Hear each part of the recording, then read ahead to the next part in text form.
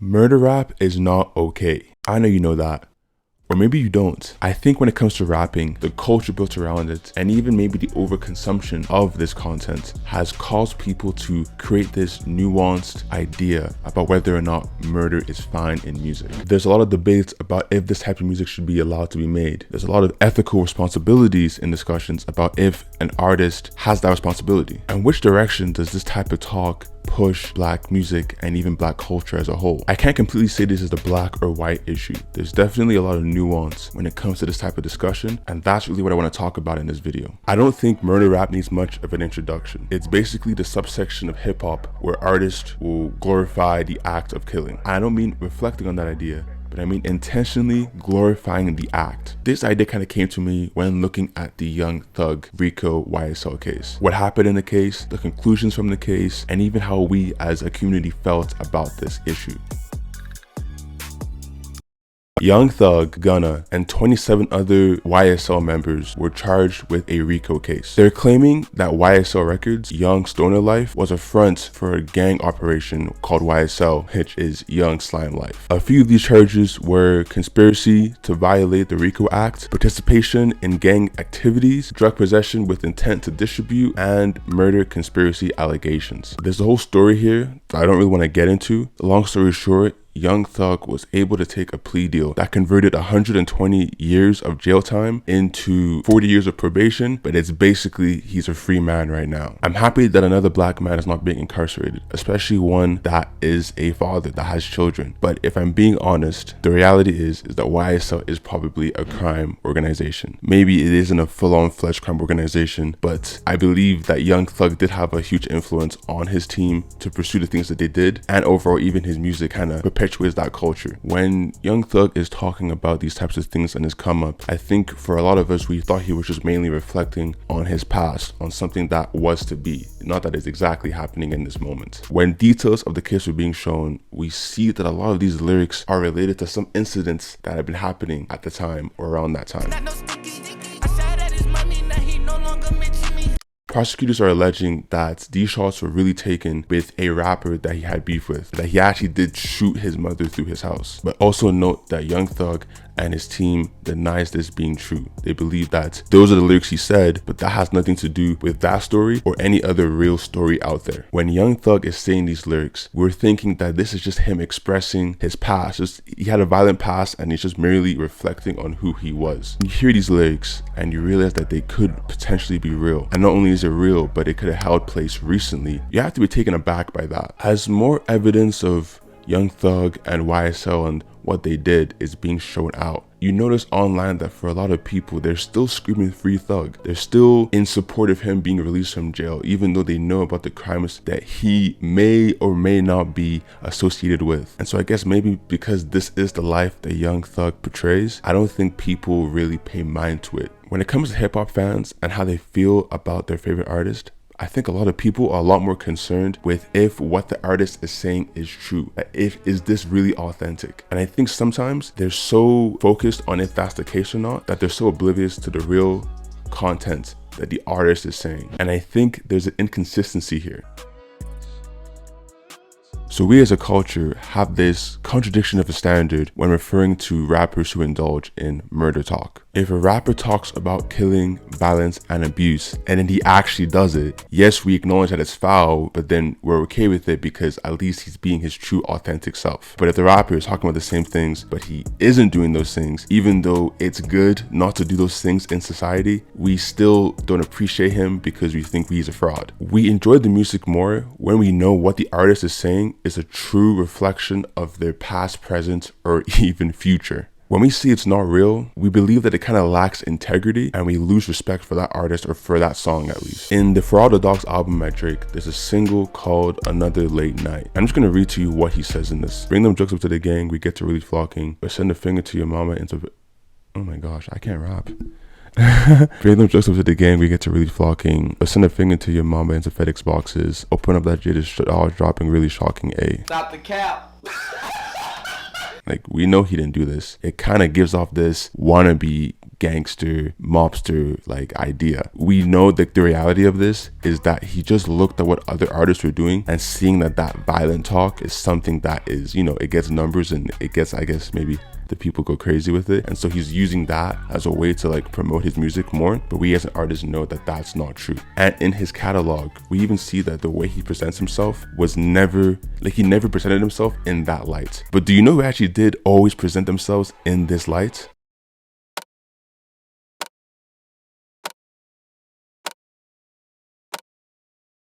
His entire discography, or maybe most of it, kind of gives off this Atlanta grimy feel. He's very explicit when referring to his past. He talks about the violence that he went through and then even talks about him inflicting that same thing to other people. I mean, the man has a knife tatted on his head, so he's probably been through a lot. Despite the message of violence being wrong, he and obviously many people before him do this, and people like it a lot because you can really tell that this is something that is true, that's something that is authentic. And I think that's what draws people to him.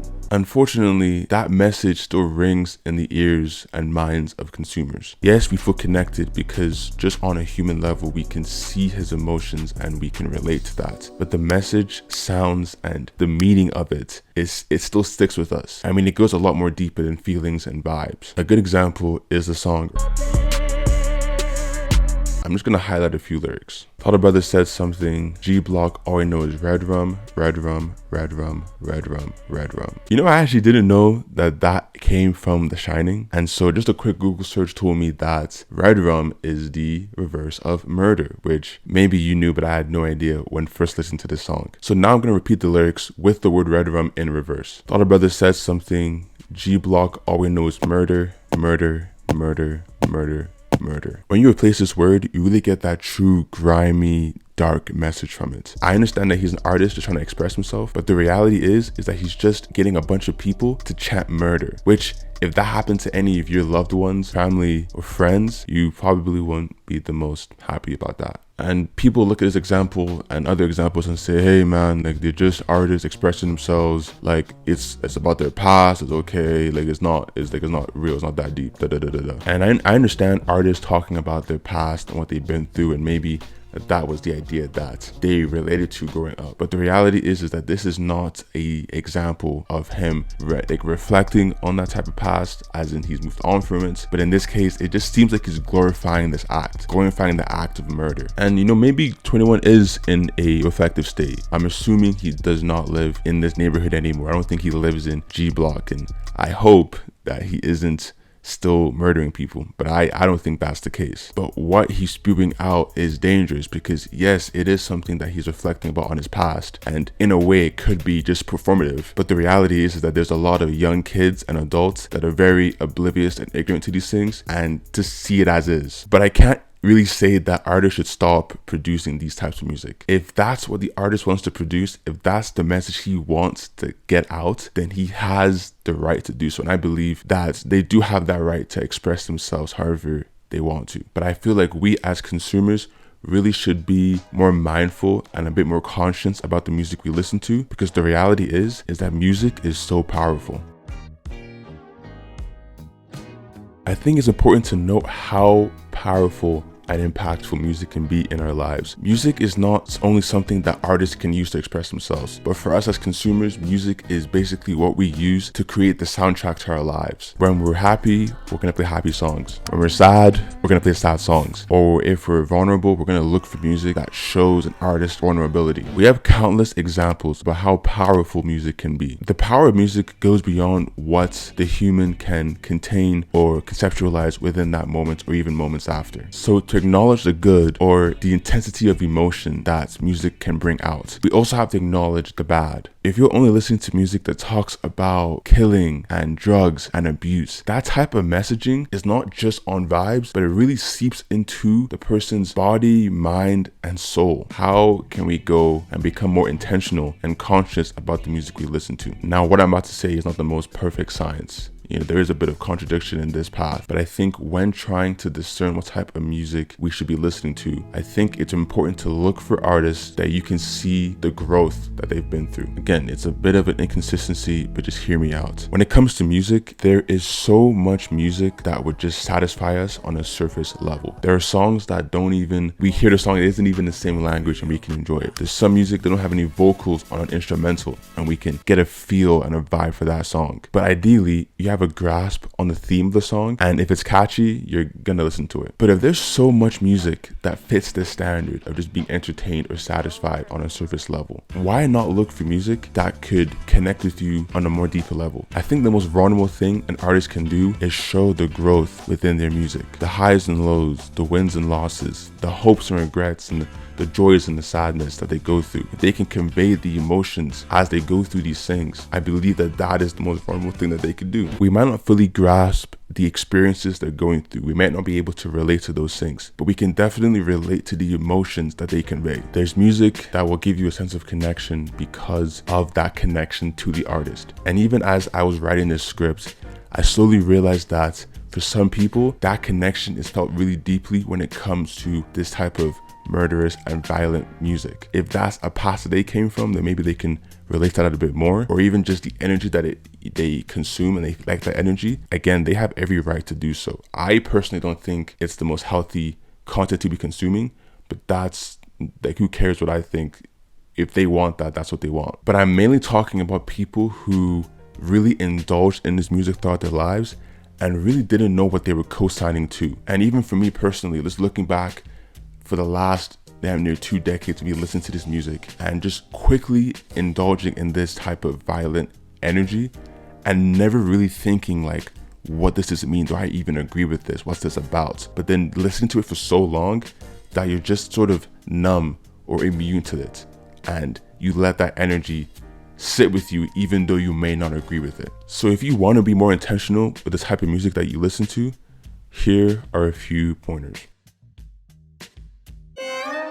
Firstly, I want to acknowledge that when it comes to hip hop, it might be really hard to try and distinguish yourself from violent riddle bars, because the reality is that hip hop was rooted on pride and ego, and so violence and that type of thinking in a way goes hand in hand. So even a lot of these growth conscious rappers and artists may still have bars that refer to that type of violence. And so in that case, you can't completely escape from it when listening to hip hop in some cases. So I guess in a way, technically, even good music or growth heavy music can also glorify violence in a way. And I'm not trying to say that I'm some sort of perfect individual that has removed all types of music that I might not align with perfectly. I understand that for some of these songs, there's going to be things that I might not fully agree with or resonate with well. I think all I'm trying to say is that it's important to have like a threshold with that type of music.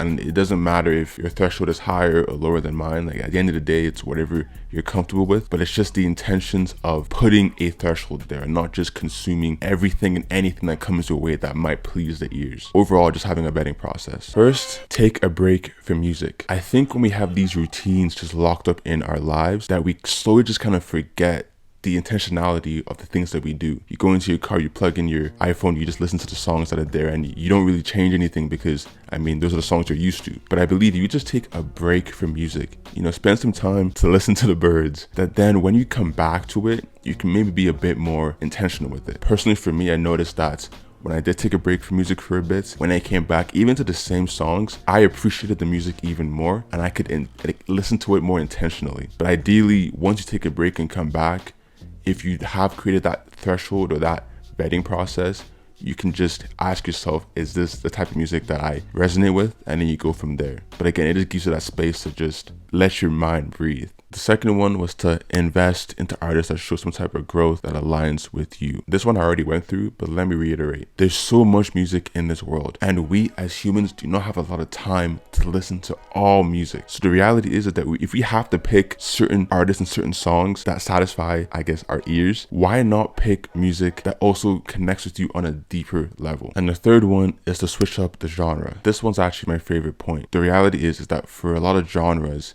they have so many different ways of expressing the same emotions. The way that rappers talk about happiness isn't probably the same way that rock or any artist talk about happiness, or the way that pop talks about sadness isn't the same way that someone within jazz would talk about it. There's a whole different set of people that are expressing the same emotions that we as humans connect to. And so although there are music that we might not exactly relate to, or those types of people you might not actually maybe have been friends with or liked with just hearing the music for what it is, if you really sit down and listen to just the human side of things, you can kind of grow a connection to these artists, and you have a different perspective on the same emotions that we're feeling. And that can also help you in terms of enjoying the music, being humans and having ideas and being influenced from that type of approach. Switching up the genre also helps with your brain, because now I feel like when you give your brain a whole new set of sounds, it just kind of triggers different things in your brains and it doesn't become so numb and immune. New sounds might strike up just new thoughts and new perspectives, and again, just new ideas that you might have never got to if you didn't diversify the type of music that you listen to.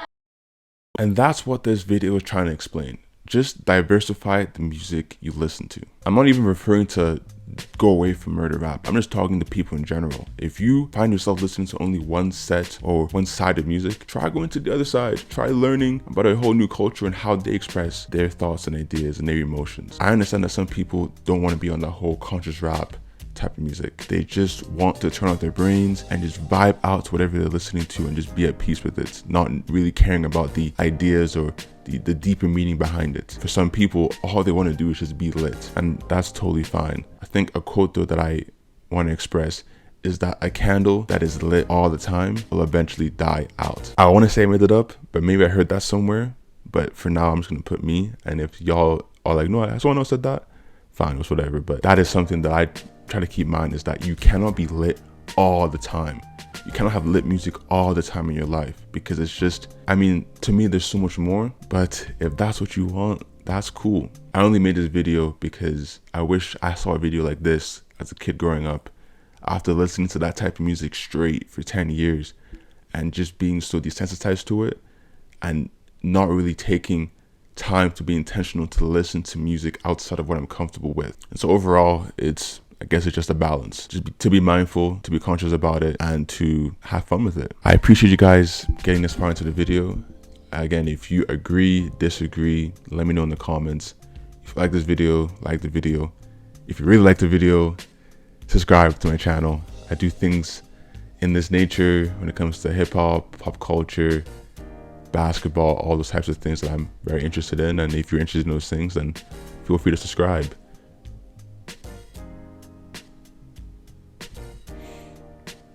Yeah, I guess that's it. All right, I'm gone.